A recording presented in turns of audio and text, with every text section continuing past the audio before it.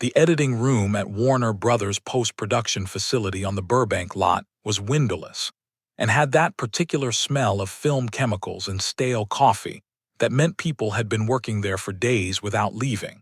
And at 2:34 p.m. on a Tuesday in August 1962, Frank Sinatra sat in a leather chair 10 feet from a moviola editing machine, watching a scene from the Manchurian Candidate that he'd shot 6 weeks earlier, and that studio executives now wanted to cut from the final film, because test audiences in Pasadena and Phoenix said it made them uncomfortable and confused, and they didn't understand why it was necessary. The room had acoustic tiles on the ceiling and walls painted that particular shade of institutional green that was supposed to be calming, but mostly just looked depressing. And the only light came from the moviola's screen, and a single desk lamp that made everyone's face look hollow and tired, like they'd all been awake for too long thinking about things that didn't have easy answers. John Frankenheimer sat closest to the moviola, 32 years old, director, 6 films under his belt, a man who'd come from live television and understood tension and paranoia, and how to make audiences feel like the world was more dangerous than they wanted to believe. Next to him sat George Axelrod, the screenwriter, 41 years old, thick glasses, chain-smoking parliaments, a man who'd adapted Richard Condon's novel and knew that some things needed to be said even when audiences didn't want to hear them. Standing near the back wall was Howard W. Koch, executive producer, 45 years old, expensive watch, phone in his pocket that kept ringing with calls from the studio that he kept ignoring. A man caught between making art and making money and knowing that most of the time you had to choose one. The scene they just watched ran 4 minutes and 17 seconds and showed Sinatra's character, Bennett Marco, a Korean War veteran, having a conversation with his mother about Raymond Shaw, the war hero and Medal of Honor recipient who Marco suspects has been brainwashed into becoming an assassin. And in the scene, Marco realizes that he himself might have been brainwashed too, that his own memories might be fabricated, that he can't trust his own mind. And the scene ended with Marco looking at his mother and asking, "How do I know you're really my mother?" And the expression on his face suggesting he genuinely didn't know, genuinely couldn't trust anything, including the woman who raised him. And test audiences in Pasadena had marked it as confusing and unnecessarily dark. And one person had written, "This scene makes the hero seem crazy instead of heroic." And Warner Brothers executives had read those comment cards and decided the scene needed to go. Frankenheimer turned from the moviola, looked at Sinatra. "They want to cut it," he said, his voice flat and exhausted, like he'd been having this argument for hours before Sinatra arrived. "The studio says it's too ambiguous, too psychological. It makes the audience question the protagonist's sanity instead of rooting for him." And test audiences scored it lowest of any scene in the film. Sinatra didn't respond, just kept looking at the frozen frame on the moviola screen showing his character's face mid-question, mid-doubt, mid-realization that nothing was certain anymore. Koch stepped forward, pulled out the test audience reports, spread them on the editing table like evidence in a trial. "Frank, look at these numbers. Scene satisfaction, 42%. Character likability after scene drops from 78% to 51%. Overall film rating when this scene is included, 3.2 out of 5. When we screen the film without this scene, 3.7 out of 5. That's a significant jump. That's the difference between a modest success and a potential hit." Sinatra looked at the reports without touching them. What did the test audience think the film was about? Axelrod answered that. They thought it was a thriller, an action movie about stopping an assassination. They didn't understand it's about paranoia, about manipulation, about how you can't trust your own memories when someone else has access to your mind. They wanted James Bond, they got Kafka, and they hated it. Did anyone in those test audiences understand what we were trying to do? 17%, Koch said, checking the reports. 17% got it.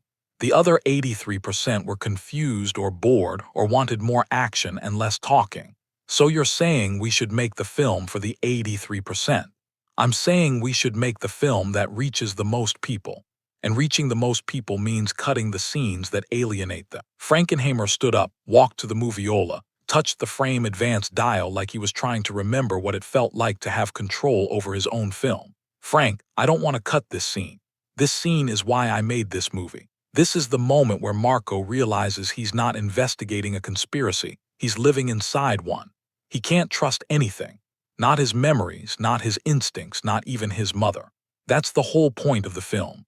Without this scene, it's just a thriller about stopping a bad guy. With this scene, it's about the terror of not knowing what's real. And the studio doesn't care about that, Cox said. The studio cares about whether people buy tickets. And people buy tickets for thrillers, not for existential horror about the unreliability of memory. Sinatra spoke for the first time since the scene ended. How much does the scene cost to keep? Cox looked confused. Cost. We've already shot it. The cost is sunk. I mean, how much does keeping it cost in ticket sales? If you leave it in, if you ignore the test audiences, if you release the film with this scene intact, how much money do you lose? We don't know for certain. But based on the test numbers, we estimate the film will gross 20 to 30% less with the scene than without it. 20 to 30% of what? Of projected total gross, which we estimate at $4 to $6 million. So we're talking about losing potentially $1 to $2 million because of 4 minutes and 17 seconds. Sinatra looked at Frankenheimer. Is this scene why you cast me? Frankenheimer met his eyes. Yes. You wanted someone who could play confused without playing weak. Someone who could show doubt without losing authority. Yes. Because if Marco seems weak, the audience stops trusting him. But if he seems certain, the scene doesn't work. He has to be both strong enough to be the hero but honest enough to admit he doesn't know what's real anymore. Exactly. Sinatra turned to Axelrod. Is this scene in the novel? A version of it. Condon's version is different, darker, more internal. We made it more visual, more immediate. But the core idea is there. Marco realizing he's not sure what's real. And you think that's important. I think it's essential. I think without this scene, the film is just competent. With it, the film is meaningful. Cox jumped back in, frustrated.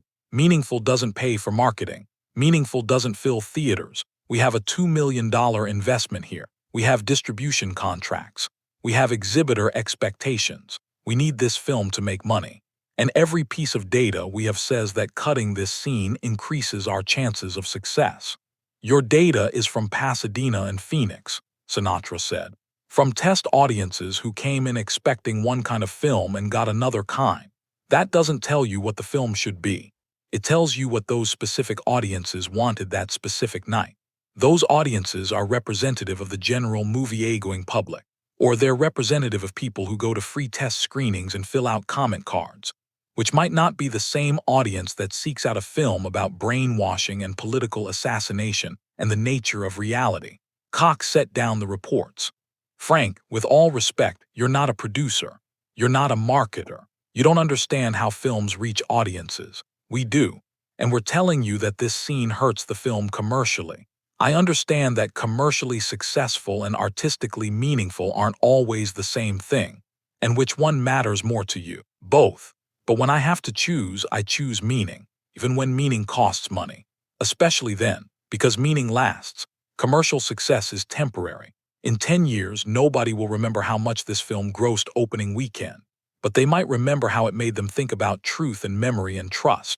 And that only happens if we have the courage to keep the scenes that make audiences uncomfortable. Frankenheimer looked at Sinatra like he was seeing something he'd hoped for but hadn't expected. Are you saying you'll back me on this? You'll tell the studio you want the scene to stay. I'm saying I'll quit the film if you cut it. The room went silent. The moviola's hum suddenly seemed very loud. Cox's phone rang in his pocket and he didn't answer it. You can't quit the film, Cox said carefully. We've finished shooting. We're in post-production. Your performance is already committed. Then I'll tell every journalist who asks that I don't support the final cut, that the studio removed essential scenes for commercial reasons, that the film you're releasing isn't the film we made. That would be professional suicide. No studio would work with you again. Maybe, but at least the audience would know that what they're watching isn't what we intended. Axelrod spoke quietly. Frank, that's a nuclear option. That destroys relationships. That ends careers. Are you really willing to do that over 4 minutes and 17 seconds? I'm willing to do that to protect the integrity of what we made. All of us. Together. You wrote a scene about a man who can't trust his own mind. John directed it in a way that makes the audience feel that uncertainty. I performed it honestly. And now you want to cut it because test audiences in Pasadena didn't like feeling uncertain. That's not filmmaking. That's cowardice. Cox's face went red. Cowardice. I'm trying to save this film from commercial failure. I'm trying to make sure the work we did actually reaches an audience instead of playing in empty theaters because we were too precious about keeping a scene that confuses people. The scene is supposed to confuse people. That's the point. Marco is confused. The audience should be confused too. That's how you create empathy. That's how you make them understand what the character is experiencing. Or that's how you make them walk out and tell their friends not to bother seeing it. Frankenheimer turned off the moviola. The room got even quieter without its mechanical hum. I think we need to make a decision here. Howard, what happens if we keep the scene? Koch looked at his reports. We release a film that tests poorly, that audiences might reject, that could lose significant money. But we maintain our artistic vision. And if we cut it? We release a film that tests well, that has commercial potential, that should perform adequately at the box office. But we compromise our original intentions. Frank, what happens if we cut it? Sinatra stood up, walked to the moviola, looked at the frozen frame of his own face, asking his mother how he knows she's real. If you cut it, you release a thriller, competent, watchable, forgettable. If you keep it, you release something else. Something that might fail commercially but might also matter, might stay with people, might make them think differently about authority and memory and what they believe to be true. Is that worth $1 to $2 million? I don't know. I just know it's worth my name on the film. And if the scene goes, my name should go too. Remove me from the credits. Don't use my name in the marketing. Release it as a John Frankenheimer film starring someone else. Cox stood up. Frank, you can't be serious. Your name is the only reason this film has commercial potential. Without Frank Sinatra, nobody cares about a political thriller about brainwashing. You're the draw. You're the reason we can sell this to exhibitors. Then sell it with my name and my scene, or sell it without both. That's blackmail. That's a choice, my choice, about what I'm willing to put my name on. Koch looked at Frankenheimer. Frankenheimer looked at Axelrod. Axelrod looked at the test reports spread across the editing table. Nobody spoke for maybe 30 seconds. Finally, Cox said, I need to call the studio. I need to talk to Jack Warner. This is above my authority. Call him, Sinatra said. Cox left the editing room, his footsteps echoing down the hallway, his phone already out before the door closed. Frankenheimer sat down in the chair Sinatra had been sitting in, looked at the moviola screen. You know this might kill your career. Film fails with the scene included, they'll blame you. They'll say you insisted on keeping something that audiences hated. They'll say your ego destroyed a potentially successful film. My ego isn't what's at stake here, the film is. Is it really worth it? 4 minutes and 17 seconds. Sinatra didn't answer that. Just looked at the screen, at his own frozen face mid-doubt, mid-question, mid-realization that certainty was a luxury he could no longer afford. Axelrod lit another cigarette. You know what's funny? We made a film about a man who's been programmed to believe things that aren't true. And now we're being asked to cut the scene where he realizes he's been programmed. It's like the studio is proving the film's thesis. How so? The studio wants audiences to believe this is just a thriller, an action movie. They want to program the audience's expectations by removing the parts that complicate the narrative. They want to control what people think they're watching. That's exactly what the villain does in the film. Controls what people think they know. And if we let them cut the scene, we're complicit in that control. Exactly. Koch came back 17 minutes later.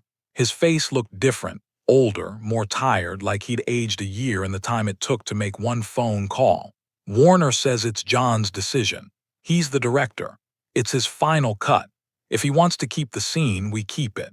Sinatra gave Frankenheimer the ultimate choice regarding the controversial scene. Follow the test data for money, or follow his belief for legacy. Frankenheimer kept the scene. The film initially failed in 1962. Audiences weren't ready for its darkness, and was shelved for 25 years after JFK's assassination.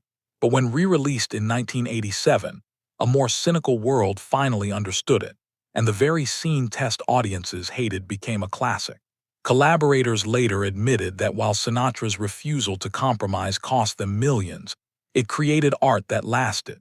Sinatra chose belief over safety, proving that while test results predict profits, integrity creates history. The question remains, would you cut the truth to double the box office?